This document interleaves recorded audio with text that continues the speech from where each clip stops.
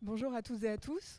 Merci d'être avec nous aujourd'hui ou de nous suivre sur la chaîne YouTube du Fonds. Merci JR, merci Ernest de nous faire l'amitié d'être présent avec nous aujourd'hui. Quelle meilleure manière de commencer l'année que par cette discussion. Donc, on va très vite rentrer dans le vif du sujet. J'explique simplement un petit peu les règles du jeu. La discussion va s'articuler en deux parties. D'abord, une partie échange. Et ensuite, on fera tourner un micro pour le public, si jamais vous avez quelques questions. Le tout va durer environ 1 heure. Voilà, donc sans plus tarder, on va commencer par les questions. Et donc, je vais vous interroger pour commencer. Et c'est vous, JR, c'est toi, JR, qui prendra la parole en premier. Comment est-ce que vous vous êtes rencontrés? Est-ce que tu peux nous raconter le moment de la rencontre, quand ça s'est passé, dans quel contexte? Alors, il me semble que c'était en 2009-2010. Moi, je connaissais le travail d'Ernest depuis longtemps, mais on ne s'est jamais rencontrés. Et j'en ai parlé à une amie commune. Et elle l'a ramené à la projection de ce film qui s'appelait Women Are Heroes, qui était mon premier film.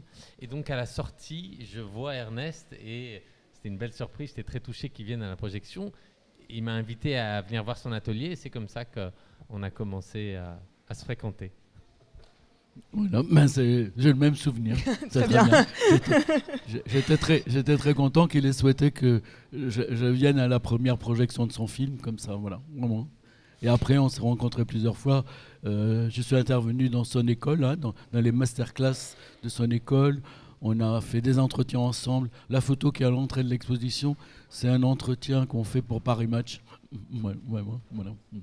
Et donc, on rapproche souvent vos deux histoires, vos travaux. Est-ce que vous pouvez l'un par l'autre vous décrire, Ernest, si tu avais 2-3 mots à dire sur le travail de JR, qu'est-ce que tu en dirais?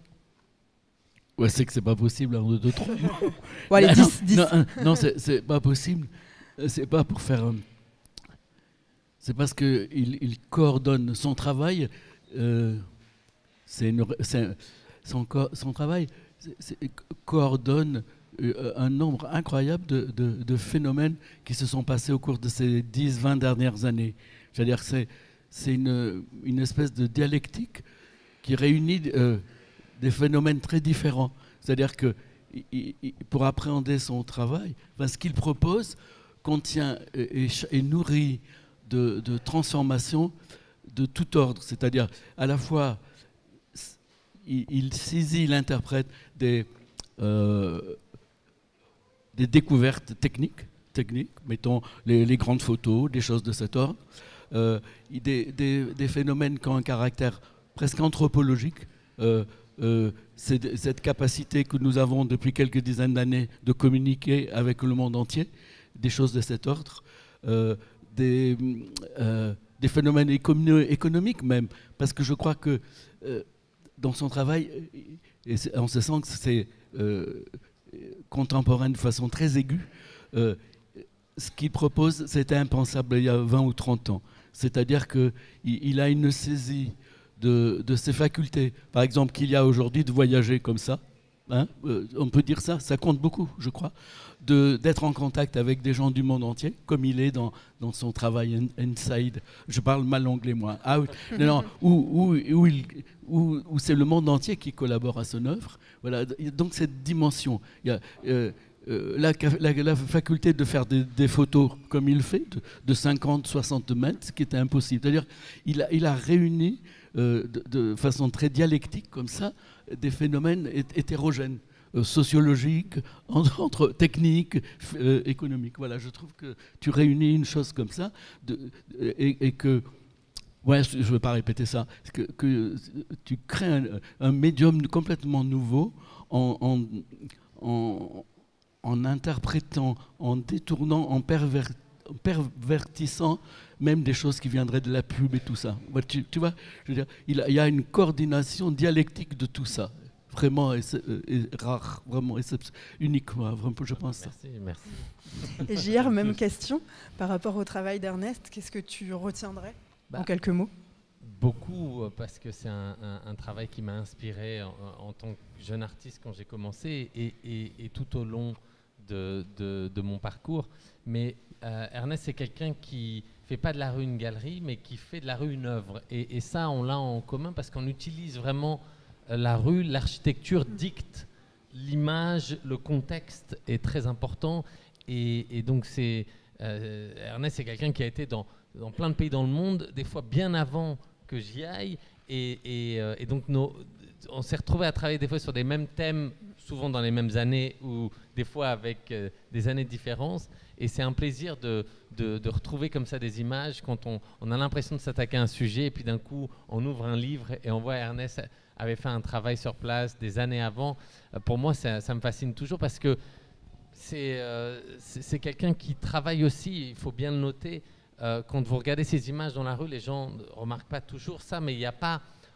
c'est totalement dénué de tout sponsor, de toute collaboration avec une marque. C'est totalement libre. Et aujourd'hui, il faut le noter, c'est de moins en moins le cas, parce que un travail, surtout dans la rue, et sont souvent repris ou réutilisés. Il n'y a plus beaucoup d'artistes comme toi, comme Christo aussi, qui financent leur travail par la vente de leurs œuvres et donc qui restent en indépendance totale. Et ça, c'est aussi quelque chose dans lequel on se retrouve. Ouais, ça c'est essentiel, je crois. Arriver à se procurer cette grande liberté pour ne pas dépendre de mécènes, d'interventions, d'institutions. Parce que tout de suite, ils refreinent. L'image que j'ai collée là de Pasolini, voilà. Quand on a su à Rome que j'allais faire ce travail, une institution française m'a dit « Oh, je peux vous héberger, mais vous ne déconnez pas, vous n'allez pas coller sur des églises, vous n'allez pas... » Tout de suite, c'est des contraintes. Donc il faut se forger une grande liberté, quitte à travailler ailleurs, quoi, quitte à faire autre chose. Maintenant, on a la chance, effectivement, tous les deux, que ce sont... nos travaux préparatoires ou le résultat, puisque tu vends tes photos de tes interventions, moi aussi, ou mes dessins ou mes photos, qui me permettent de partir coller à Soweto, faire des endroits où évidemment il n'y a pas de subvention, des choses de cet ordre, pour se donner cette liberté. Voilà. Par vos réponses, l'un et l'autre, là, vous nous parlez beaucoup des croisements entre vos démarches, on y reviendra. Avant ça, est-ce que vous pouvez nous parler, chacun, et peut-être Ernest pour commencer, de vos débuts et de la naissance, justement, de vos démarches respectives? Oui, j'ai mis longtemps. Non, moi, je n'ai pas pensé à la rue. Moi, je pensais faire de la peinture. Ouais. Je vais faire un résumé rapide, là, parce que je peux faire très long là-dessus. En 1964-65, je me suis rendu compte que j'avais travaillé un peu pour des architectes, que j'avais de quoi vivre un an.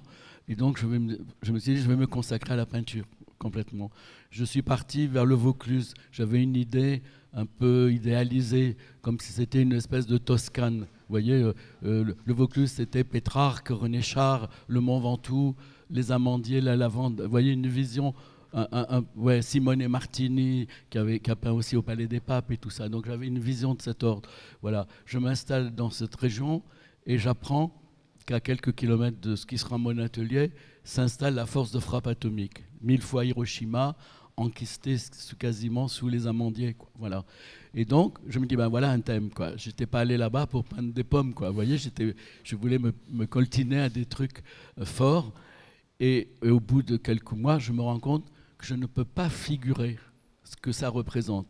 Cette charge que j'ai décrite là, le Vaucluse, la poésie, la peinture, tout ça, la beauté d'un paysage et la violence que signifie cette insertion de cette puissance de mort, d'autant que avec le nucléaire, c'est pas seulement la force de frappe française qui est là, c'est le tournant dans l'histoire de l'humanité. L'homme peut annihiler la vie, quoi, c'est ça.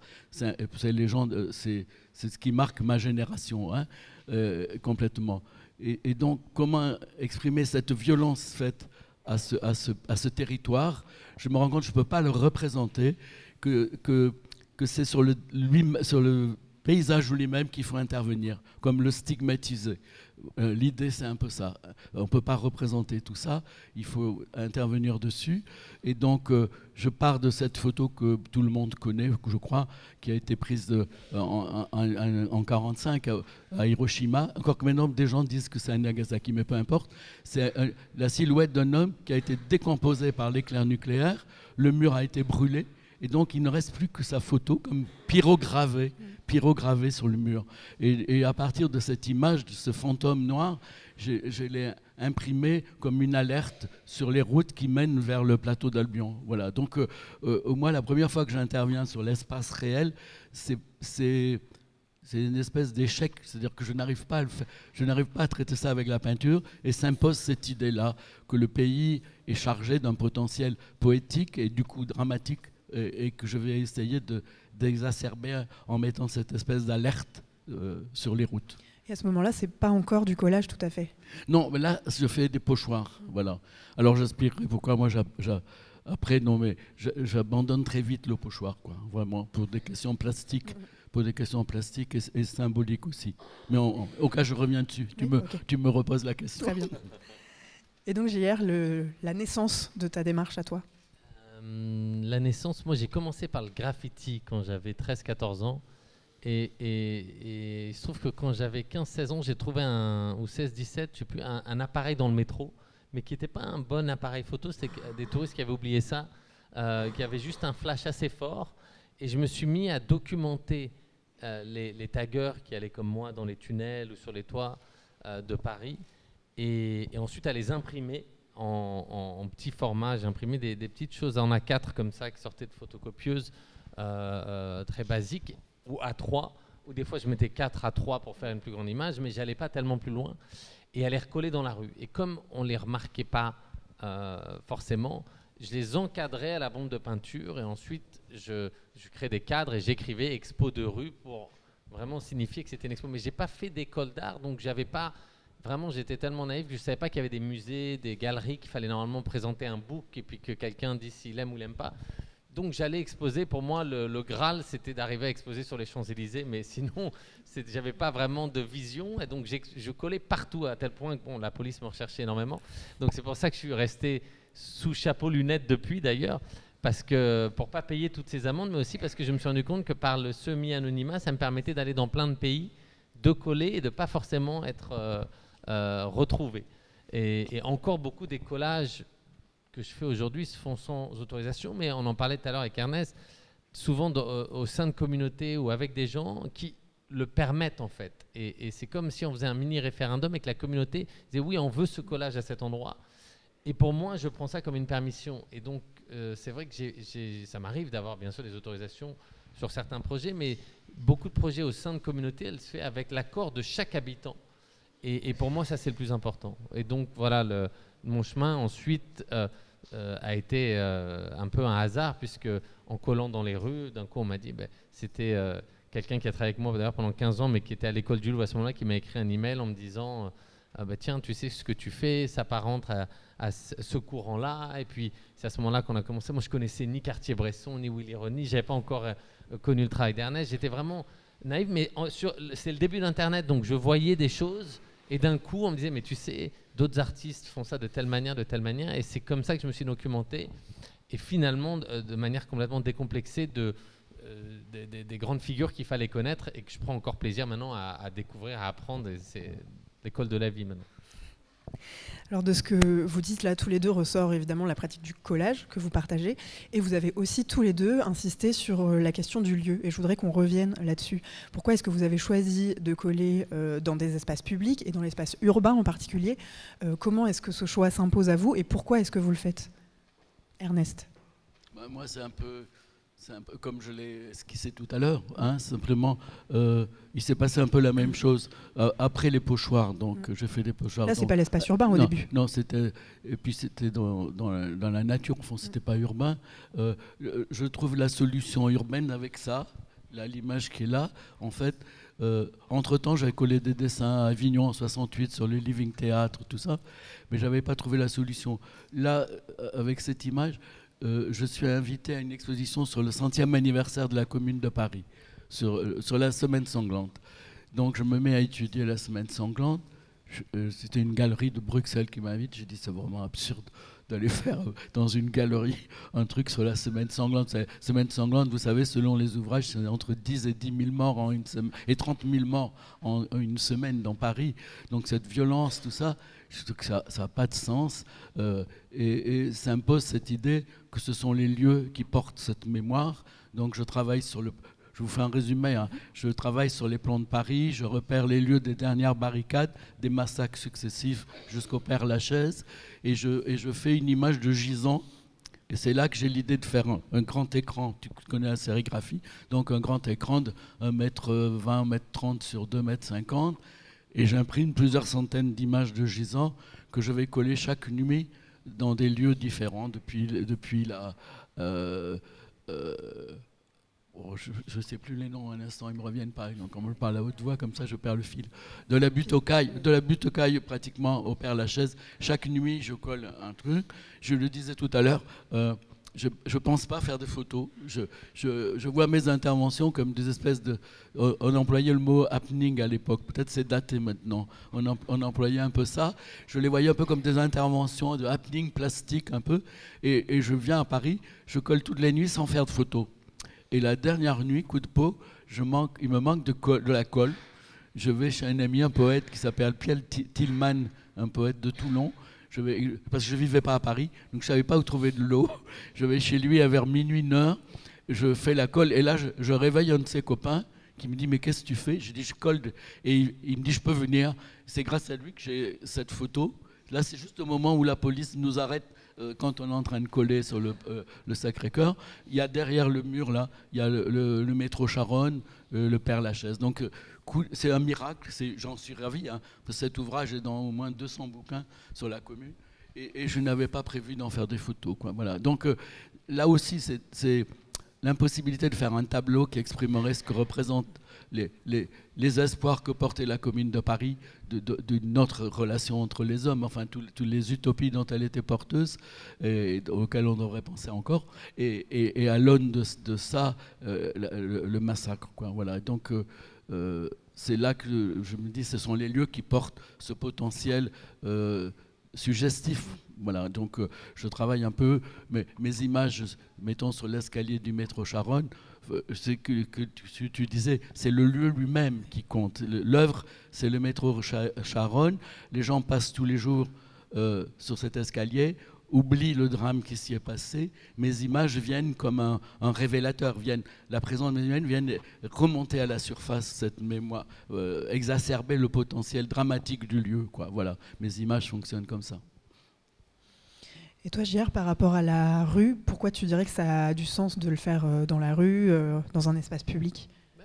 Moi, je pense parce que je ne connaissais pas d'autres endroits. C'est venu à moi naturellement. C'était un espace pour moi de liberté totale. Et ayant grandi en banlieue, montant sur Paris régulièrement, c'était comme un terrain de jeu. J'avais envie de le découvrir sur les toits, dans les tunnels. J'avais envie de me faire ma propre image de Paris, mais je ne savais non plus pas où exposer ailleurs que dans la rue. Donc c'est plutôt comme ça que ça a commencé. Et ensuite, quand j'ai trouvé la technique pour agrandir les images avec une machine de plan d'architecte, donc en fait, ça fait des bandes comme Ernest, sauf que c'est des longues bandes qui s'impriment par ces machines. Et ensuite, je les, comme un puzzle, je les mets les unes à côté des autres. Et c'est comme une photocopieuse, ça coûte presque rien, parce que les plans d'architecte, on en refait tous les jours en fonction de son évolution. Et en fait, j'ai détourné ces machines-là pour imprimer mes images. Donc la rue, ensuite, c'est devenu l'architecture, les bâtiments, les espaces que la publicité ne prenait pas, sont devenus des espaces pour moi à occuper et également à faire miroir de la société. Donc souvent avec des portraits des gens qu'on ne regarde plus, des fois avec des images qui amènent à revoir un endroit sous un tout autre axe. Le temps de l'image, même si l'image est éphémère, comme le travail d'Ernest et va partir au bout de quelques jours, on n'oublie jamais qu'on l'a vu à cet endroit. Et si on ne l'a pas vu, il en reste des images, des photos. Et donc en fait, très vite, je me suis rendu compte que ce n'était pas important si ça restait 24 heures ou des mois. C'est le hasard, ça. Par contre, de la documenter était extrêmement important. C'est pour ça que Ça me déchire quand j'entends que c'était parti sans faire aucune photo. Heureusement qu'il y a ces images aujourd'hui. Ah, ça a été un coup de chance incroyable. Ouais. Il y a plusieurs travaux dont j'avais rien, dont j'ai pas de documents. Récemment, j'ai découvert ce que j'avais collé en 68 à Avignon, par hasard en voyant un spectacle Philippe Cobert. Philippe Cobert, derrière lui, il avait fait passer des images d'Avignon 68. J'ai dit, oh merde, mais c'est mon dessin. Vraiment, c'est des trucs que j'avais fait sur Julian Beck et le Living Theatre, en superposant l'image d'Antonin Artaud, enfin un travail comme ça, que j'avais complètement oublié. Vraiment, vraiment. Bon. On voit là, en vous entendant parler, les points communs entre vous. Tout à l'heure, JR, tu le suggérais, vous n'êtes pas de la même génération, et ça change quand même beaucoup de choses par rapport à vos pratiques, parce que les sociétés dans lesquelles vous travaillez sont pas forcément les mêmes. Toi, Ernest, quand tu démarres, c'est pas le même monde que quand JR, tu démarres. L'espace urbain aussi est très différent. Tu parlais à l'instant de la place de la publicité, c'est quelque chose d'important. Ernest, quand tu démarres, la publicité n'occupe pas la place qu'elle occupe aujourd'hui dans la rue, pas tout à fait. Non, on est moins bombardé d'images. Non, juste... Ouais. Non, parce que toi, tu n'as vraiment pas connu, alors. non, et justement, elle arrive, et puisque je fais allusion à Pasolini dans cette exposition, Pasolini voit venir tout ça. Il nous annonce ça il y a plus de 40 ans, ce que va provoquer dans la société le développement de la télévision, de la publicité, de cette forme de capitalisme consumériste qui va entraîner plein de falsifications, une espèce d'hédonisme bidon qui laisse penser qu'il y a des libertés, et en fait cette liberté annonce que la marchandisation du corps, en quelque sorte. Donc on voit venir tout ça. Moi j'ai eu ce problème avec ça, c'est-à-dire que ma génération, puisque tu parles comme ça, mais c'est vrai, surtout dans le milieu de la peinture, on avait ce souci. Moi j'ai eu ce souci par rapport à la pub et par rapport aux politiques.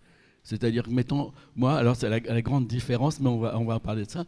Moi, j'ai toujours refusé de faire des personnages plus grands que nature. Je les fais un peu plus grands que moi, pour rigoler, mais parce que pour moi, le danger, c'était la pub ou le stalinisme, c'est-à-dire le culte de la personnalité. Et donc, c'était un principe presque. Je veux dire, on m'a eu demandé de faire de grandes images sur l'Assemblée nationale. À un moment, on parlait beaucoup de mon travail. J'ai refusé, ça me glaçait le sang. Tu vois, de projeter.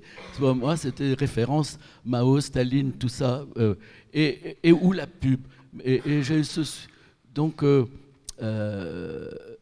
mon refus de faire plus grand que nature, cette volonté de m'inscrire dans les lieux de façon à l'échelle 1, c'est chargé de plein d'autres choses, hein, parce que ça vient avec le dessin, c'est lié à, de toute façon, à des idées de la mort, tu vois, qu'amène le dessin. C'est là la différence. Par exemple, moi j'ai ce souci, et il le règle, lui, avec, en l'inversant complètement, le transgressant, mettons le dessin qui est là, ou le dessin de Naples. J'ai le souci, bien que je passe par la sérigraphie, que ce serait la solution la plus facile, d'éliminer l'idée qu'il y a une trame. Hein, qui est une trame mécanique qui, pour moi, était associée à l'idée d'affiche publicitaire. Donc, une fois que je fais tous mes dessins terminés, c'est pour ça qu'il y a des dessins qu'on voit plusieurs fois, une fois que les dessins sont mis au point, je les refais en les calquant avec un papier avec du grain pour ne pas utiliser une trame mécanique. Voilà. Et lui affirme cette distance en faisant le contraire, en affirmant la trame, mais ça joue le même rôle. Il transgresse complètement la proposition. Je remarque ça, tu es d'accord avec ça? Ouais, il affirme la distance, affirme l'image avec la trame. C'est Roman Sislevich, je ne sais pas si pour toi c'est une référence, le grand graphiste, pour moi, c'est à travers lui que j'ai compris l'utilisation de la trame comme ça. Et pour moi, la trame, c'est une manière aussi d'unifier, peu importe la qualité de l'image. Plus tu t'approches, plus tu retrouves ces petits points, ces petits ronds. Et j'en ai d'ailleurs même fait, maintenant quand on s'approche dans mes trames, j'ai fait ma propre trame, c'est les petits yeux en fait. Et c'est une trame en forme d'œil, mais tu la vois que si tu t'approches vraiment au plus près. Mais quand je demande aux gens de m'envoyer des photos des quatre coins du monde, certaines personnes ont des appareils photos, d'autres ont des téléphones de plus ou moins bonne qualité. Et j'unifie tout ça pour créer une égalité commune en tramant toutes les images, ce qui fait que tout le monde a une image d'à peu près même qualité. Mais c'est vrai ce qu'il disait par rapport aux images plus grande nature. Moi, je suis né en 83, j'ai pas ce repère dans le temps, à part les avoir étudiés dans les livres d'histoire. Donc, pour moi, les livres, la publicité était le seul. Quand j'ai agrandi quelqu'un plus grand que nature, c'est quelque part pour me confronter à la publicité qui est principalement en couleur, donc le noir et blanc. On voit tout de suite mais que c'est ça comme l'est ça, pas. c'est un peu l'équivalent. C'est pour ça que je disais ta trame noire et blanche est l'équivalent de mon souci un peu. Exactement. Voilà. Et tu le transgresses, tu le transcendes en le multipliant comme ça, vraiment. Et en détournant à Cuba, j'ai agrandi des gens plus grands que les photos de Che, Fidel, etc. Et c'était la première fois, les gens dans la rue d'ailleurs avaient jamais vu ça, donc ils se demandaient si c'était pas quelque chose du gouvernement. Et ils me demandaient, mais qui est sur l'image? Je dis, c'est monsieur qui habite là-bas à gauche. Mais qui est-il? Je dis, mais là, il s'appelle José Manuel, il habite là, etc. Et les gens ne pouvaient pas le croire qu'un simple habitant de la ville pouvait se retrouver en gigantesque. C'était la première fois et ça se voyait dans les discussions que le chemin de pensée était compliqué et il fallait que quelqu'un leur explique que ça faisait partie de la biennale, d'une exposition, parce que jamais de leur vie, ils avaient pu voir quelqu'un exposé sur les murs ou les murs être utilisés pour autre chose que la propagande. Ernest, tout à l'heure, en parlant de la naissance de ta démarche, tu as abordé le plateau d'Albion, mais tu as aussi collé au sujet de, par exemple, le jumelage entre Nice et l'Afrique du Sud. C'est l'image qui est là. Voilà, l'image qui est juste là. Aussi au moment des débats autour du droit à l'avortement. JR, tu as aussi collé en Israël, en Palestine, avec des jeunes de banlieue, sur les questions de l'immigration. Est-ce que l'un et l'autre, vous pouvez me parler de votre rapport aux politiques? Peut-être JR, pour commencer, votre rapport à la politique, aux politiques en général. Moi, j'ai jamais, en fait, pendant longtemps et toujours, mais maintenant, disons que j'ai évolué, ou on m'a expliqué, mais je suis toujours resté apolitique dans le sens où j'ai jamais accepté de travailler pour un gouvernement. Mes projets, c'est pour ça qu'ils sont souvent sans autorisation. C'est pour qu'ils soient faits, qu'ils ne puissent pas être pris d'une autre manière que par le fait que ça vient des gens.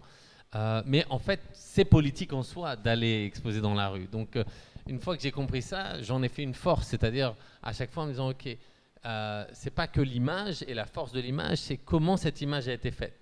Et donc, pour ça, on en parlait du financement, le fait que ça ne soit pas financé par qui que ce soit, par l'État, que dans tous les pays où j'ai été, à chaque fois, c'est moi et mon équipe qui décidons d'y aller et de le faire avec les gens sur place. Bien sûr, souvent, les gouvernements essayent de récupérer d'une manière ou d'une autre, mais c'est assez difficile parce que c'est souvent dans des endroits où ils n'ont pas eux-mêmes l'accès. Donc, je parle des favelas au Brésil ou dans des endroits comme ça où, en fait, l'État a du mal même à rentrer. Et donc, mon rapport à la politique, c'est de garder toujours cette distance saine qui fait que l'œuvre qu'on voit, quand on la voit dans la rue, elle est là parce qu'elle annonce, elle dénonce, elle est là et elle vit d'elle-même. Et ensuite, elle peut être exposée dans un musée, dans des livres. On en parlait avec Ernest. Ensuite, l'image, elle fait son chemin. Et c'est souvent le cas où elle se retrouve. Je crois que tu as fait aussi quelque chose au Panthéon aussi une fois, mais quand j'avais fait quelque chose au-dessus du Panthéon. Ouais. Je peux en dire 2 mots là. Ouais, c'est vrai. C'est une parenthèse. Non, mais en fait, la fois où je l'ai fait, c'est parce que ils mettent des publicités sur les monuments à Paris. Et je sais plus je sais plus si c'est la RMN ou quelle institution des monuments nationaux qui m'avait contacté pour me dire on peut pas mettre de publicité sur le Panthéon de par sa nature.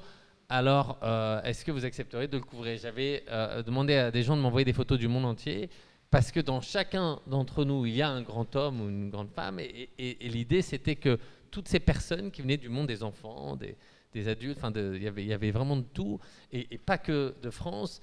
Il y avait cette possibilité qu'il y ait une grande personne en chacun de nous. Et c'est ces milliers de personnes qu'on retrouvait à l'intérieur du Panthéon et sur le toit du Panthéon. Oui, non, parce que moi j'ai fait une intervention aussi. Oui. Ouais, c'est la seule fois où j'ai accepté de faire des gens un peu plus grands que nature. J'ai fait quelques portraits. Il y a un petit truc d'actualité, c'est que le président Hollande nous a visités tous les deux d'ailleurs. Le même jour, il est passé nous voir. Et quand il est passé me voir, quand il est passé à mon atelier, je travaillais sur la prison, ce qu'elle est au début de l'exposition, avec des portraits de Marc Bloch, de gens qui avaient été torturés dans la prison. Et on m'a dit le lendemain que c'est le président qui avait eu l'idée et me demandait de faire le portrait des 4 résistants qui rentraient au Panthéon. Pierre Brossolette, Jean Zay, Germaine Tillon et Geneviève de Gaulle. Voilà. Et donc j'ai fait ça, comme c'était des résistants. Je vous le dis parce que cette semaine, quand le président Hollande m'a proposé ça, et je lui ai dit, pas d'ouvriers, pas d'étrangers, pas de communistes, et je lui ai dit, et Manouchian. Voilà. Et il a souri à peine. Quand j'ai fait les dessins, j'ai fait les 4 pour le Panthéon, mais j'ai offert au Musée de la Résistance le portrait de Manouchian en plus. Et cette semaine, on a appris que le président Macron allait faire rentrer Manouchian au Panthéon. Hollande aurait pu avoir le courage de le faire. Enfin, voilà.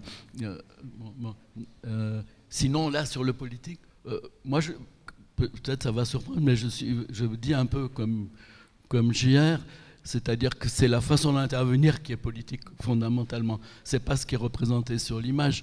Au fond, c'est aussi politique de coller le portrait de Robert Desnos que travailler sur l'avortement. Moi, le politique est comme une espèce d'évidence. Je travaille dans notre... Je viens de vivre ces 50 années, là. Enfin, j'en ai 80, mais voilà, je parle de... Moi, je me sens proche des peintres du Quattrocento, par exemple, qui expriment dans leur peinture les angoisses, les préoccupations des gens de leur époque, quoi. Je veux dire, je suis inscrit dans ce temps et mes images ont un caractère politique. J'ai des convictions, j'ai que ça. Mais je n'ai pas j'ai pas illustré de mots d'ordre. J'ai pas fait de propagande. Je parle des problèmes. D'ailleurs, on le voit à la fin de l'exposition, il y a quelques ouvrages, les photos d'ouvrages qui reprennent le seul livre sur sur l'avortement clandestin reprend mes images. Plusieurs livres sur la guerre d'Algérie, plusieurs livres sur les problèmes fonciers. Sur le sida en Afrique du Sud, c'est le professeur Fassin qui reprend mes images. Elles sont... nos images viennent pour poser des questions. Elles viennent troubler l'appréhension des lieux, pousser les gens à réfléchir. Je veux dire qu'elles viennent poser des questions chaque fois. On peut dire ça. Hein, je pense que c'est le propre de l'art, de soulever des questions, pas d'apporter les réponses. Troubler, faire réfléchir sur la réalité face à laquelle... il faut savoir voir. Pour savoir, il faut voir. Quoi. Voilà, il y a un peu cette idée. Et donc, c'est très proche. Voilà. La politique, elle est comme une évidence. Quand on travaille sur la cité, comme on le fait, elle est là en profondeur, quoi, vraiment.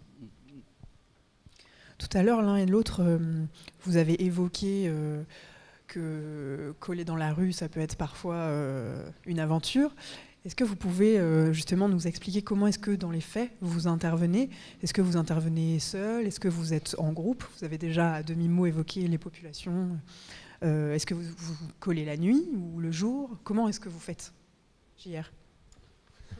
En fait, à mes débuts, je collais souvent seul parce que c'était des petites affiches. Et puis, plus les images ont été grandes, plus j'embarquais du monde à coller avec moi. Et puis ensuite, plus j'ai commencé à voyager, plus j'impliquais les gens. Parce que les gens voulaient m'aider, souvent parce qu'ils voyaient bien que j'y arrivais pas tout seul en plus. Et donc, petit à petit, j'ai compris que c'était ça la force du travail. C'était finalement de créer l'image la plus grande, pas forcément pour qu'elle soit grande, mais pour la faire la plus compliquée possible, c'est-à-dire de plein de bandes de papier pour impliquer le plus de personnes. Et aujourd'hui, quand vous regardez la plupart de mes installations, c'est assez archaïque la manière de fonctionner, parce que même quand on a fait le Louvre, l'esplanade du Louvre, c'était 1500 bandes de papier, il fallait 400 personnes par jour. En fait, ça aurait demandé à une entreprise d'imprimer une bâche, de venir la poser, il y aurait eu la même image, même plus nette. Mais le fait de le faire comme ça, avec 400 personnes tous les jours, pendant une semaine, c'est ce qui fait en fait d'un coup qu'il y a un travail commun, qu'il y a des gens qui se connaissent pas, qui se mettent à travailler ensemble. Et il faut imaginer ça dans tous les pays du monde où on le fait. Et récemment, pour l'Iran, j'ai fait des œuvres où j'imprime que le profil d'une de ces femmes qui a été tuée par le gouvernement. Et ensuite, les cheveux sont faits par des centaines et des centaines de personnes. Et ensuite, c'est pris d'un drone. Et donc, on a l'impression que d'un coup, les cheveux sont vivants et sont en train de bouger. On l'a fait là au Brésil, on l'a refait à New York il y a quelques semaines. Et donc, à chaque fois, je cherche, ça fait partie de l'ADN de l'œuvre, comment impliquer le plus de monde. Donc oui, ça se passe des fois le jour, la nuit, ça dépend des endroits. On a cette idée que tout doit se passer la nuit, mais quand je faisais à mes débuts, quand je collais les petits portraits dans la rue que j'encadrais, je en faisais souvent la nuit, mais des fois en pleine journée, devant tout le monde. Je me rappelle avoir collé sur les Champs-Élysées un 24 décembre à 19h avec une foule, et en fait personne ne fait attention. On est comme invisible, c'est incroyable en fait. Les gens marchaient, même la police passait, et j'étais là avec ma bombe de peinture en train de faire les cadres, et même moi j'y croyais pas. C'est assez dingue quand on le fait dans un calme total comme ça, en fait on passe totalement inaperçu. Et donc je me suis mis à faire de plus en plus la journée, mais il faut savoir courir vite aussi, c'est vrai. Et toi, Ernest? Moi, il y a deux types de travaux. Les images comme celle de toute façon, tout ce qui est dans l'exposition a été collé sans autorisation. Parce que c'est impossible. Si on demande l'autorisation, on nous dit non. Donc il faut le faire. Il faut le faire. Et l'autorisation, elle devient, selon les endroits, implicite. Quand je colle, je fais les images à Soweto, j'ai fait poser les gens pour le dessin, j'ai imprimé les images avec eux, je suis allé les coller avec eux en fait, parce que moi tout seul, petit blanc, je n'irais pas me balader dans un bidonville d'Afrique du Sud. Donc l'autorisation, elle est donnée exactement comme tu le dis, parce que l'image est acceptée, elle est devenue celle des gens, elle devient même la leur en quelque sorte. Ils l'ont collée avec moi et tout ça. Bon, donc ça c'est essentiel. De toute façon, tout ce type de travail appelle l'idée de partage, d'échange, c'est fondamental. Hein, voilà.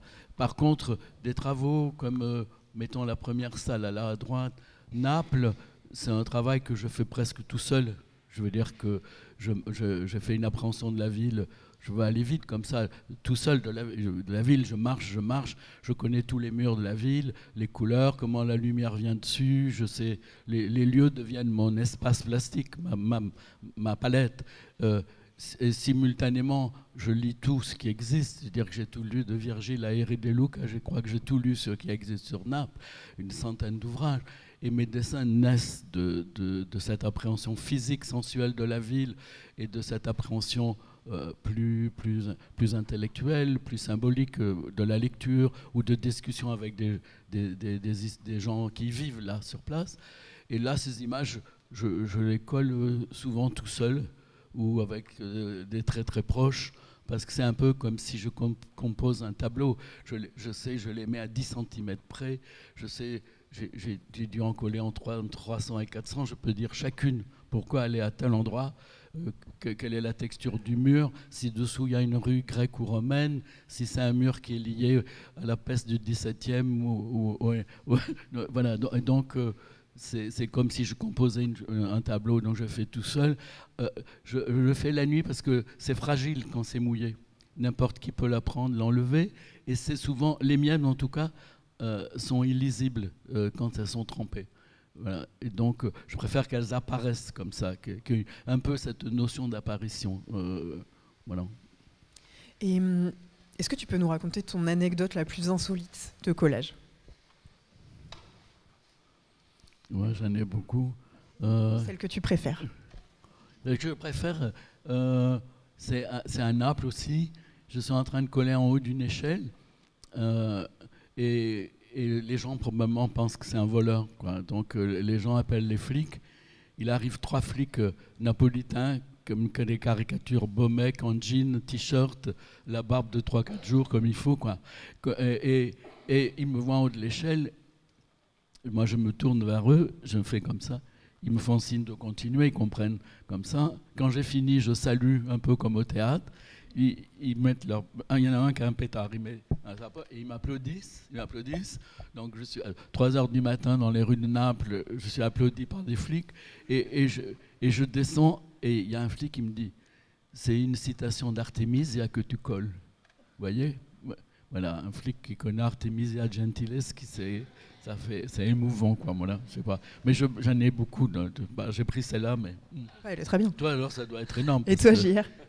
Non, chaque endroit a une anecdote. C'est comme pour toi, c'est la même chose. Je pense, comme il y a ton escalier du Sacré-Cœur derrière moi, je pense à Rio, quand on avait collé sur ce grand escalier ce regard d'une femme, enfin ce visage d'une femme.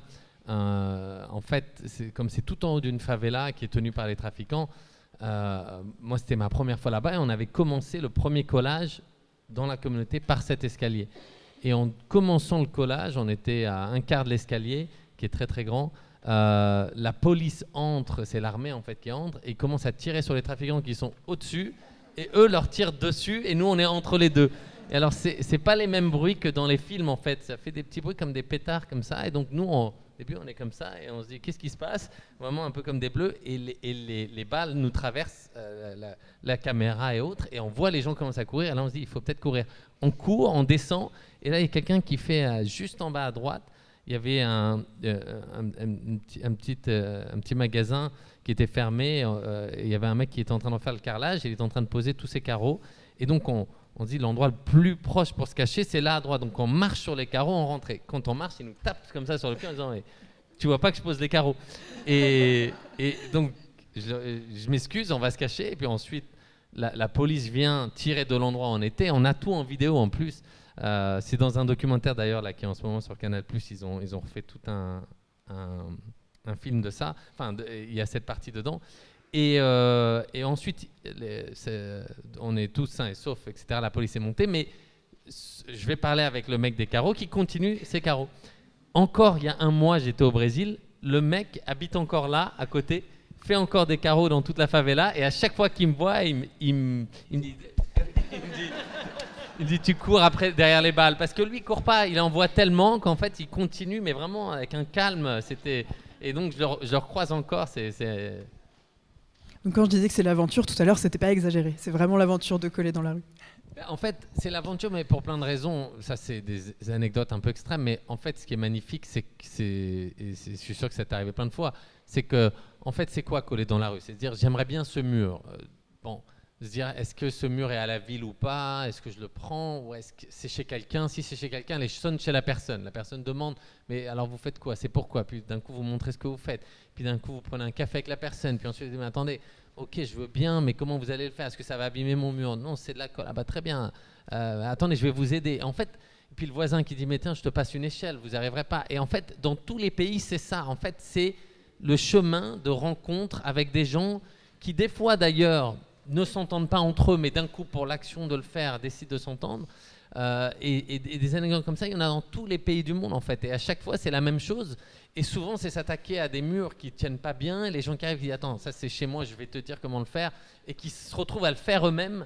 Et c'est fascinant. Et c'est pour ça que souvent, dans mes projets, quand je reviens, les gens pensent que c'est moi qui ai fait le collage. En fait, non, c'est les gens qui ont fait le collage. Et donc, j'ai même fait ce projet qui s'appelle Inside Out, que c'était essayé de prononcer tout à l'heure, qui s'appelle Inside Out, et où en fait j'envoie les portraits aux gens, je dis mais faites-le sans moi, envoyez-moi les photos, je les imprime gratuitement pour vous, je vous les renvoie où que vous soyez dans le monde, et vous collez, c'est votre projet. Et en fait, depuis, il y a eu 500 000 posters collés dans le monde, qui sont assez grands, hein. C'est des posters d'1,30 m par 90 cm, des fois des gens en collent des milliers comme ça. Et j'ai vu des frontières collées, j'ai vu des bâtiments, des endroits où j'aurais jamais même osé coller. Et ça me fascine parce qu'en fait, ça montre à quel point les gens ont envie aussi de mettre en lumière des causes qui sont peut-être pas arrivées jusqu'à moi ou auxquelles j'aurais pas le temps de toutes les traiter. Et ça me fascine de voir ça, ce retour.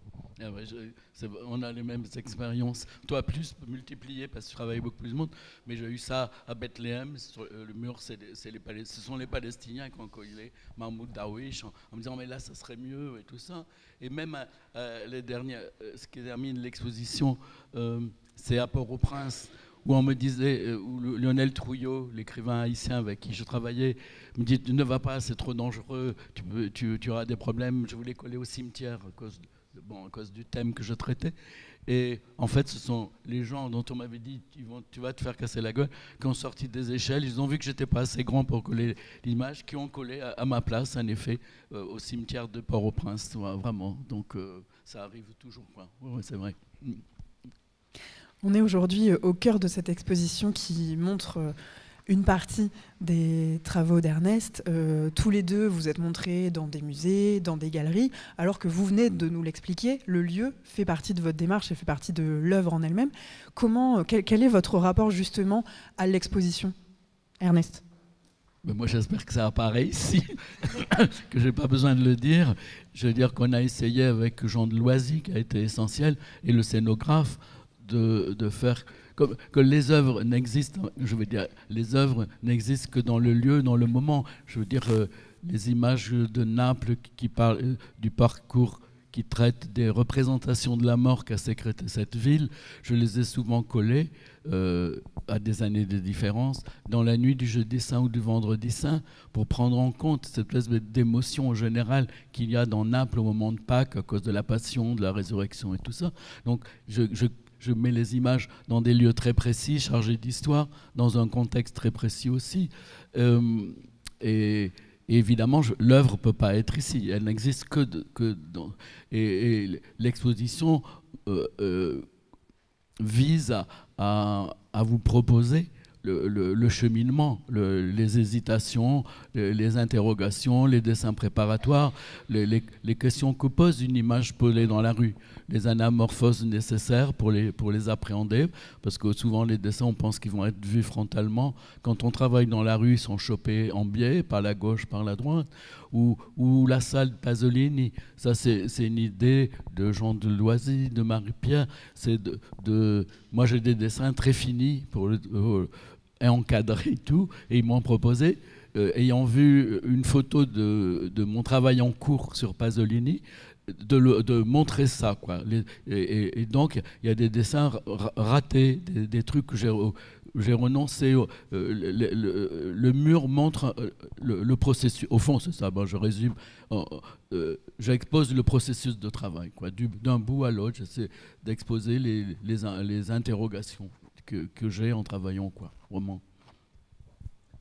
Et pour moi, c'est essentiel de la même manière, dans le sens où, comme c'est éphémère, la documentation, je parlais du documentaire là, qui est en ce moment sur Canal+, mais en vrai, toute documentation, j'utilise beaucoup les réseaux sociaux, je documente, et ensuite c'est retranscrit en livre, en exposition. C'est la seule manière, donc c'est pour ça qu'une exposition comme ça, moi ça m'inspire énormément, parce que même si j'ai la chance de voyager et de connaître très bien le travail d'Ernest, bien sûr que j'ai pas pu voir tous ces travaux-là dans le monde, et j'en ai vu certains en vrai d'ailleurs, dont celui de Rome, dont on voit encore, si on sait où il est, on peut voir encore des petites traces comme ça, mais il faut savoir les décrypter sur le mur. Mais pour moi, ces expositions sont essentielles, parce que c'est tout comme les collectionneurs qui collectionnent les œuvres, parce qu'ils deviennent d'un coup ceux qui vont protéger dans le temps et les passer de génération en génération la trace et la main de l'artiste, la trace de ses œuvres, de ses images. Et donc pour moi c'est essentiel, et je l'ai toujours d'ailleurs documenté dans ce sens-là, et l'exposition a toujours fait partie intégrante de la démarche. Oui, parce que parce qu'on m'a posé souvent la question, la disparition, c'est pas une séquelle, quoi. C'est pas oh c'est dommage, ça va disparaître. La disparition et la fragilité fait partie de nos propositions. Moi, cette mort annoncée de mes images, elle intervient quand on reçoit l'image. On sait qu'elle va disparaître. Et cette mort annoncée compte autant dans l'appréhension que ce qui est figuré dans l'image, quelquefois. Et pour terminer, on a évoqué des points de rencontre entre vous. Est-ce que vous avez déjà pensé à une collaboration ? Souvent. Ouais. Souvent. On a réalisé une chose ensemble. Ouais. On a réalisé le rideau de scène de l'Opéra de Monaco. Enfin, c'est pas une intervention dans la rue. Non, c'est une image qui est assez belle. Voilà. Mais les cordonniers sont souvent les moins bien chaussés, on le dit. Et nous, on se dit souvent, on va échanger une heure, on va aller faire quelque chose. Et en fait, on est toujours pris par nos projets. Et c'est encore plus dur entre artistes d'organiser une collaboration, parce qu'il faut la forcer. Et pourtant, c'est ce qui est le plus inspirant. Et moi, je suis toujours inspiré. Ce voyage aujourd'hui, c'est extrêmement inspirant pour moi de voir la scénographie, la beauté de l'exposition, du lieu, mais aussi de revoir des images comme ça, parce que pour moi, même quand j'ai commencé à le faire, et c'était le début de ce qu'on a appelé la bulle du street art, mais en fait, à cette époque-là, il n'y avait rien de tout ça. Et donc, pour moi, c'est fascinant d'imaginer comment d'un coup, il appréhendait une installation dans la rue comme ça, ou dans les cabines téléphoniques, ou dans la ville, quand personne d'autre le faisait. Et ça, pour moi, ça me fascine énormément, parce que d'un coup, ça remet dans un autre contexte, dans une autre époque. Et pourtant, le travail, aujourd'hui encore, a le même sens, le même impact dans la rue. Mais heureusement qu'il y a cette documentation-là, parce qu'elle permet justement d'inspirer des artistes comme moi et beaucoup d'autres qui commencent, parce qu'à toute époque, il y a besoin de ce miroir sur la société, et l'art est une magnifique manière de le faire, surtout quand elle prend le passant par surprise, et aussi quand c'est éphémère, parce qu'on a l'impression, quand on le croise dans la rue, qu'on est chanceux de l'avoir vu en vrai. Et on est chanceux de voir aujourd'hui ces images-là, mais quand on est dans la rue, ça laisse quelque chose, une trace qu'on n'oublie jamais.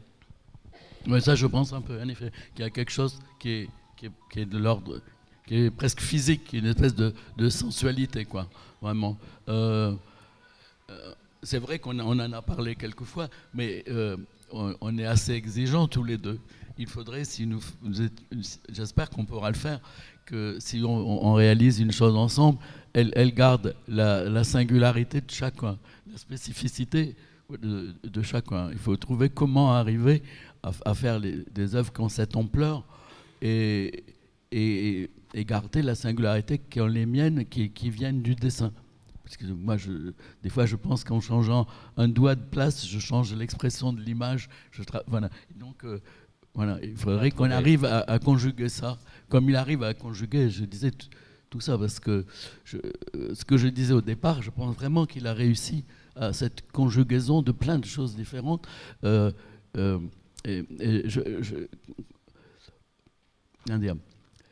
Le mot mondialisation ne va pas du tout, parce que la mondialisation, c'est la généralisation des valeurs du capitalisme et tout ça. C'est Édouard Glissant qui dit la mondialité, ou le tout monde. Voilà, le tout monde. Voilà, il fait un travail qui est le tout monde, et il faudrait qu'on arrive à conjuguer ça. Le tout monde que nous portons tous les deux. Très bien. On va faire passer maintenant un micro dans l'Assemblée si jamais vous avez des questions à adresser à Ernest ou à JR ou aux deux.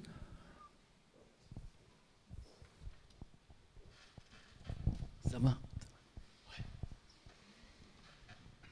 Alors c'est pas...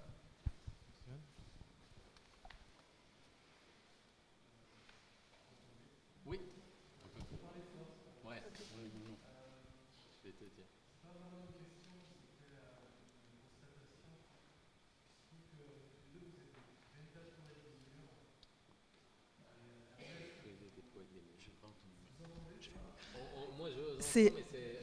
Il dit que vous êtes tous les deux des poètes des murs.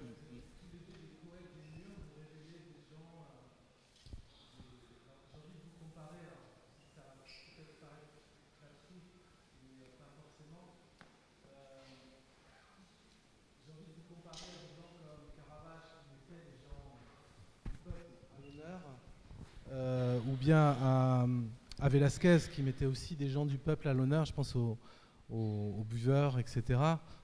Ce que vous faites est vraiment, c'était simplement un merci que j'avais envie de vous dire, parce que vous embellissez les choses avec des images qui ne sont pas forcément drôles, que ce soit à Cucuta par exemple, au Venezuela, ou à Lesbos où tu étais il n'y a pas très longtemps je crois, ou bien sur l'île des réfugiés en Grèce ou au Venezuela, où vous, Ernest, quand vous étiez sur la butte Montmartre, ou ailleurs à Naples, vous avez fait ressurgir des choses en les poétisant, enfin si le terme existait, en y mettant des mots. Donc vous êtes tout simplement merci. Voilà, c'est tout. Merci.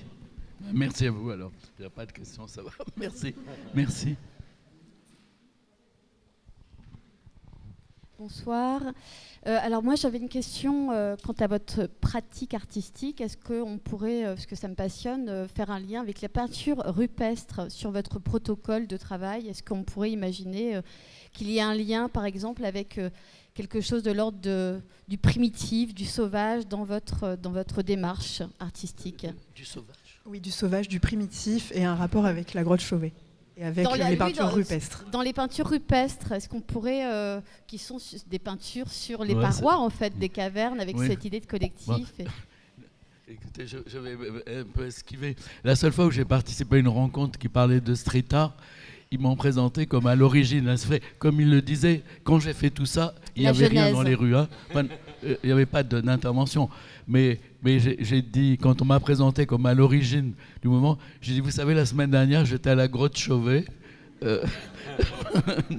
34 000 ans, voilà. Oui, une trentaine de minutes. Sinon, là, pour les images que je fais, je ne sais pas si on peut dire ça, non.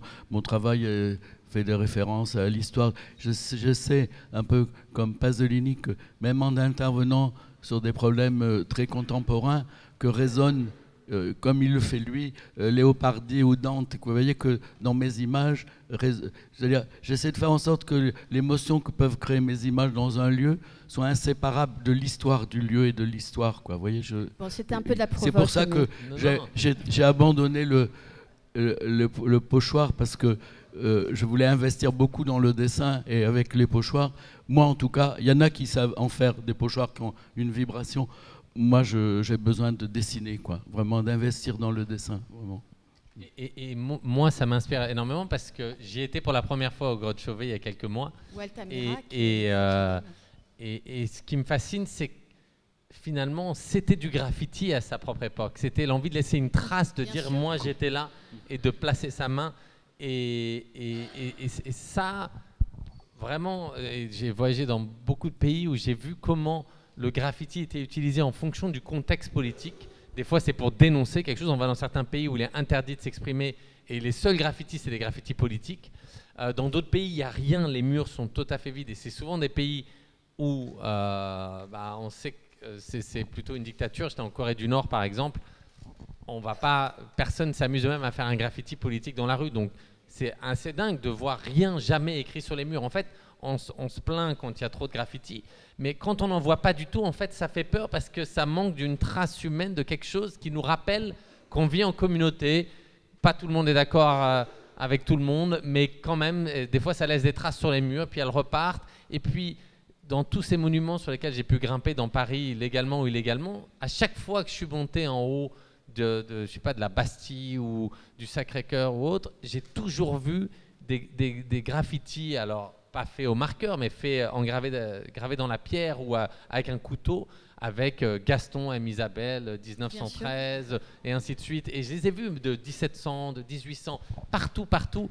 Et c'est fascinant, et souvent, je sais qu'il y en a, moi, c'est pour ça que ça me fascine de monter. Il n'y a pas longtemps, il y a quelques années, j'avais fait quelque chose sur un vieux clocher à Vevey en Suisse, et j'avais collé une image comme ça sur toute la pierre, mais pas sur l'horloge, qui était très très vieille, et au milieu de l'horloge, il y avait il y avait l'aiguille, mais au centre comme ça, il y avait comme une boule qui était soudée, peinte en or, et puis l'horloge était bleue et rouge, on voyait qu'elle était très très vieille, qu'elle avait déjà été repeinte toute ouverte comme ça.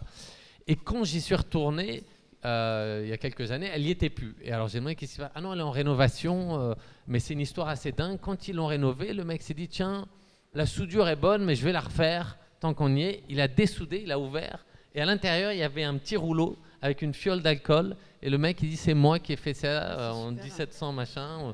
Quoi, voilà, mon frère a fait le truc à côté, moi j'ai fait ça, toi qui trouveras ça, voici des lettres et des écrits et autres. Il y a cette idée de laisser quelque chose que quelqu'un d'autre trouvera. La trace. Et à Chauvet, ce qui est dingue, c'est que les gens qui venaient peindre là l'ont fait sur le même mur sur plusieurs milliers d'années. Et donc ça veut dire qu'il y avait un respect dingue. Il y avait aussi des ours, donc il y a peut-être le fait qu'on ne pouvait pas y rentrer tout le temps, mais un respect dingue de ce que c'était que la peinture, de peindre. C'était pas quelque chose que tout le monde pouvait faire, et c'était pas forcément être artiste, mais d'un coup de continuer le dessin d'un autre dans la même lignée. En fait, on pense que c'est la même peinture faite comme ça. En fait, non, c'est une peinture qui a été faite sur des milliers d'années. Ça m'a fasciné, et aussi remis en perspective toute l'approche. Superbe réponse, merci. D'autres questions ?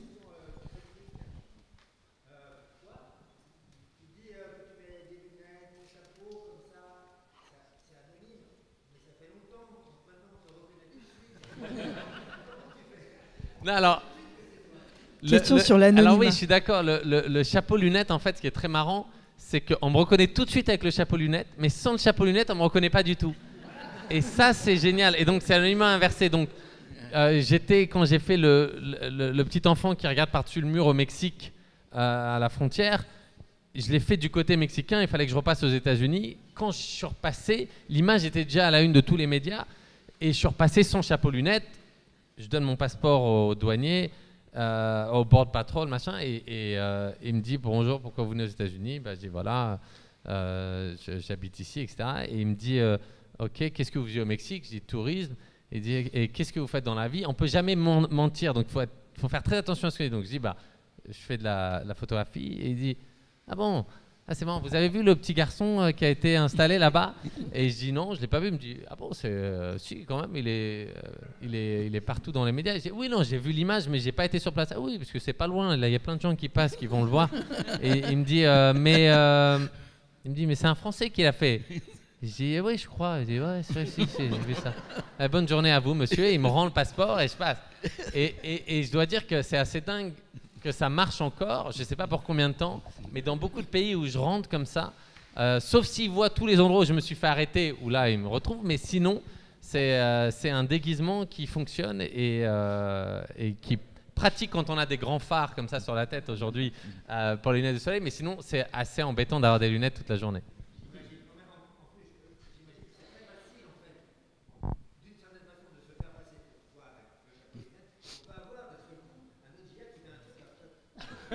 Est-ce qu'il y a des usurpations d'identité? Exactement. Exactement. À l'époque, c'était vraiment pour ne pas payer d'amende au tout début. Et dans plein de pays aussi, ça me permet ça de pas avoir de poursuite, mais parce que ça représentait vraiment quelque chose. Il y a une époque, j'allais partout et j'en faisais vraiment partout, si je devais payer pour toutes les amendes de ça. Et d'ailleurs, même à Montfermeil, où j'ai commencé, où j'ai collé ma première écran d'image, le maire a porté plainte contre moi. Aujourd'hui, c'est encore le même maire. Alors, on en rigole, parce qu'il sait, mais à ce moment-là, il n'a pas pu m'attraper. La police me cherchait partout, etc. Et il n'a pas pu m'attraper. Des années plus tard, et j'ai fait une grande fresque qui représentait 800 habitants, et je lui ai proposé d'être dans la fresque, et il a accepté. Cette fresque ensuite a été exposée au Palais de Tokyo, d'ailleurs, à Paris. Et le président de la République était venu à Hollande pour voir la fresque parce qu'elle représentait les émeutes de 2005, parce que c'est à ce moment-là que j'ai commencé mon travail. Et donc, elle représentait les émeutes, les habitants. Et quand le président est venu, il a dit « Mais où sont les gens ?» Je dis « Monsieur, c'est votre service de sécurité qui a demandé à ce que vous veniez quand il n'y ait personne. Mais les gens, ils viennent tous ce soir à 19h. » Il dit « Je vais attendre. » Il a passé la journée à attendre 19h. Les gens sont venus de Montfermeil, de Clichy et le maire. Là, quand chacun a dit moi je suis là, etc. Et qu'ensuite c'est arrivé au maire qui a dit moi je suis là. On a rappelé au président, c'est quand même Monsieur le Président, c'est quand même Monsieur le maire qui est ici, qui a porté plainte contre moi et contre nous à l'époque, qui est maintenant oui bon c'est vrai que. Et le président lui a dit écoutez, si vous lui donnez un espace pour installer cette fresque de manière permanente, je viendrai l'inaugurer. Ce qui était très malin pour le président, parce qu'il n'a jamais pu mettre un pied à Clichy-Montfermeil, qui est un endroit assez tendu, et pour le maire de se dire, ok, je vais créer ce mur. Mais ce qui était intéressant ce jour-là, pour finir l'histoire, c'est qu'on l'a installé, et le président a fait son discours, on a fait un petit discours, et le maire est monté sur scène. On était au cœur de la cité des Bosquets, et personne n'a laissé parler, tout le monde a hué, etc. Et donc, à ce moment-là, j'étais avec Lajli, avec qui j'ai commencé tout mon travail, c'est le réalisateur des Misérables. On a dit, attendez, à tout le monde, faisons le silence une seconde. On sait que c'est quelqu'un qui n'a jamais rien fait pour ce quartier. Aujourd'hui, on a fait cette fresque qui représente tout le monde, donc on ne pouvait pas ne pas le représenter. Maintenant, écoutons ce qu'il a à dire. Et il a présenté ses excuses au quartier, en étant maire depuis aussi longtemps, et on n'a rien fait pour ce quartier. Et ce jour-là, je me rappelle, ce n'était pas des applaudissements à la fin et autres, mais c'était un vrai dialogue où, d'un coup, il y avait des excuses, il y avait un dialogue qui se remettait à repartir. Et ça m'a montré aussi à quel point une œuvre, finalement, sur le long terme, parce que c'était presque 15 ou 20 ans plus tard, elle pouvait avoir un impact et changer les choses. Et depuis, il y a beaucoup de choses qui ont été faites dans ce quartier, suite aux émeutes surtout, mais tout le plan de rénovation urbaine, et c'est vraiment l'endroit qui a changé. Et le maire a changé aussi son fusil d'épaule. Bonjour à tous les deux, j'avais une question à vous poser, je suis là. Ernest, je sais que vous avez passé pas mal de temps à Landerneau pour préparer cette exposition. JR, je ne sais pas si vous avez eu l'occasion de vous balader dans la ville, mais on a une ville qui est plutôt sympa, notamment un pont qui vient d'être classé monument historique. Je me dis que ce serait peut-être l'idéal pour vous deux de créer un projet commun dans notre ville. Je ne sais pas si... Hein, c'est une invitation. alors, je suis sûre que les Landernéens seraient prêts à vous aider sur un projet commun, il n'y a pas de souci. Allez, on y va tous, on va tous coller. Bah, Je vous laisse réfléchir et Mais je mets très longtemps à élaborer les images. Je suis beaucoup plus lent que... Non, on a le temps, vous inquiétez pas. Le pont va pas bouger maintenant, il est classé monument, non?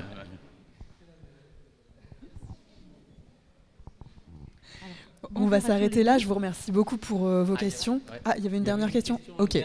Dernière question. Vous avez le micro, madame, allez. Bonjour à tous les deux. J'avais une question pour Ernest. Nicolas Bouvier, dans son livre L'usage du monde, dit « On ne fait pas un voyage vous fait ou vous défait ». Je voudrais savoir quel a été l'impact sur votre œuvre de votre voyage en Algérie en tant qu'appelé pendant la guerre. La citation, je ne peux pas te la refaire, mais quel est ton impact de ton voyage en Algérie quand il était appelé pour la guerre? Quand tu étais appelé pendant la guerre? Je ne comprends pas la question vraiment. Non. L'impact sur ton œuvre Sur moi, du fait que tu aies été en Algérie. Ouais. C'est compliqué ça. Ouais, je suis arrivé en Algérie, on nous appelait très tôt, j'avais même pas 19 ans et demi, tout ça. Probablement ma conscience politique est venue de là. Je veux dire, je suis arrivé en Kabylie. Moi, je suis originaire d'un village de l'arrière-pays de Nice. J'avais l'impression d'arriver chez moi, quoi. Vous voyez, je veux dire, des oliviers, des pois chiches et tout ça. Donc, ça m'a aidé à comprendre que j'avais rien à faire ici, que c'était monstrueux, que la colonisation était une monstruosité, que je me sentais très proche de ces gens.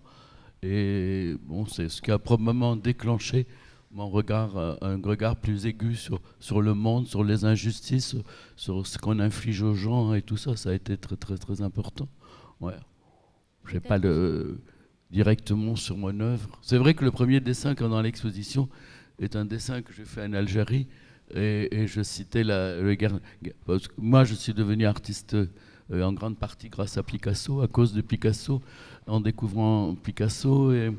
Et le premier dessin qui est dans l'expo, c'est en effet une citation du Guernica, quoi, en tenue camouflée, parce qu'on m'avait affublé de cette tenue, quoi. Voilà. Ouais, c'est un tournant dans ma vie très très important. J'ai eu la chance que, à cause de mon âge, j'ai assisté au cessez-le-feu et à l'indépendance. Donc, j'ai pas été dans des situations où je sais pas ce que j'aurais fait, quoi. J'ai pas eu de trucs horribles. J'ai pu après, puisque l'expo se termine avec un hommage à Maurice Audin, j'ai pu Maurice Audin. À un moment, puisque maintenant on vient de reconnaître que c'est un crime d'État, mais c'est récent, et a incarné toutes les contradictions que nous avions avec l'Algérie, la torture, le silence qui a été fait. Je veux dire, son drame incarnait un peu le drame que nous avons avec l'Algérie. Mais il me semblait, voilà, je ne sais pas dire plus que ça, quoi. Vraiment, voilà. Merci pour votre réponse, parce que j'imagine que ça ne doit pas être évident. Merci. Donc probablement, tout mon travail est marqué par ce que j'ai vu à ce moment-là, par cette compréhension du monde que j'ai eue de façon un peu violente, quoi. Et plus précisément, ma question aussi, votre travail sur la commune, avec au Sacré-Cœur, mais aussi au niveau de l'apport, enfin au métro, l'apport de métro Charonne, où est-ce qu'il y a peut-être un lien? C'est vrai que ouais, c'est parce que je suis allé un peu vite tout à l'heure, c'est difficile quand on parle comme ça. Je disais que j'ai bâti mon parcours en étudiant Paris et la commune. J'ai fait des anachronismes volontaires, bien entendu. Et ce dérapage sur les quais de Seine où on a jeté les Algériens en octobre 61 ou sur l'escalier du métro Charonne est un petit... évidemment pas un hasard, quoi. Vous voyez, c'est mon histoire et l'histoire de ma génération qui intervient. Ça parle de tous les combats pour la liberté de la commune. Ça les inscrit dans ces combats-là. On va terminer cette discussion là-dessus. Merci beaucoup à tous les deux, JR, Ernest. Merci Ernest de m'avoir invité. Ouais, merci à toi, vraiment merci. Merci à vous tous. Non, merci, merci à JR, il reprend un avion tout de suite et je le remercie beaucoup d'avoir trouvé un moment pour venir nous rejoindre là. Vraiment, merci beaucoup. Toujours sympa. Pour toi.